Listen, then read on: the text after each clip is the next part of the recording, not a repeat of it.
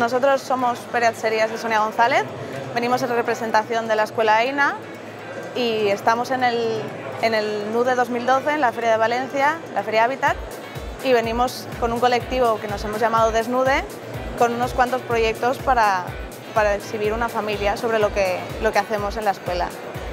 Entonces hemos creado una familia a partir de conceptos de reutilización y reciclaje de objetos viejos o desechados que se puedan convertir en piezas nuevas que podamos darle otro nuevo uso.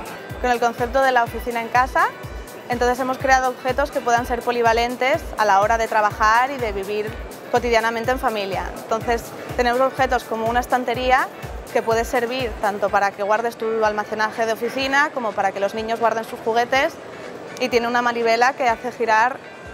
Por tanto, todos pueden acceder a los objetos tanto si están arriba como están abajo en los estantes.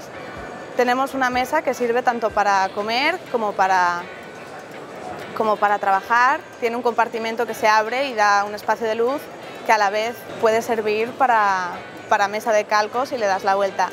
Tiene unos compartimentos donde puedes guardar cosas para que te sea más fácil acceder a ellos cuando tengas que trabajar.